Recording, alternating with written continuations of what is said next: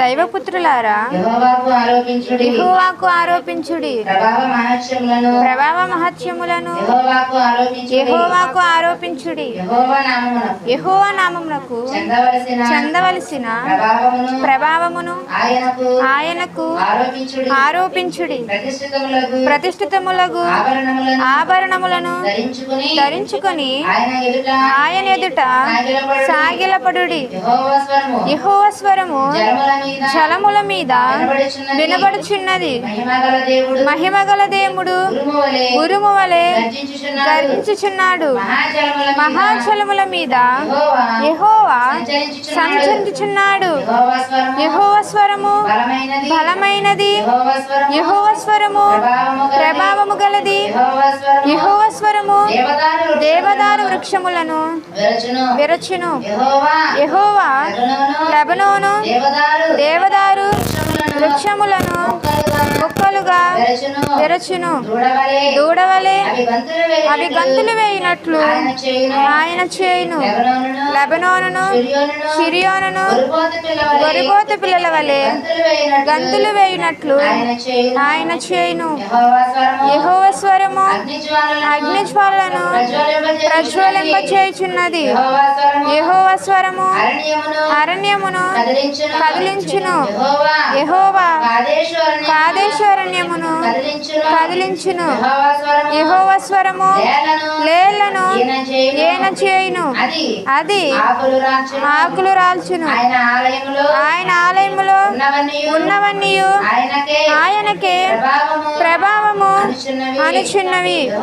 యెహోవా ప్రళయ జలముల మీద ఆసీనుడాయను.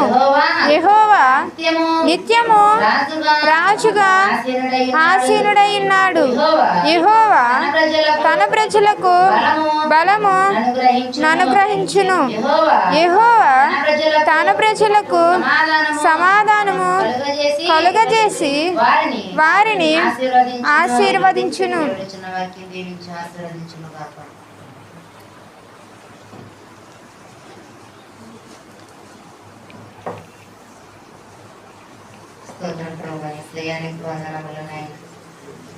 అయ్యా వాక్యం ద్వారా మాతో మాట్లాడారు ప్రభా.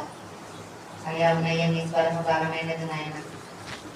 అది తండ్రి అయ్యా అయ్యా నీ యొక్క వాక్యము నాయన ఎంతో బలమైనది నాయన. అది రెండంచుల గల ఖడ్గము వంటిది ప్రభా. అయ్యా వాక్యానుసారంగా నడవడానికి సహాయం దయచేసిన దేవానికి వందనములు ప్రభా.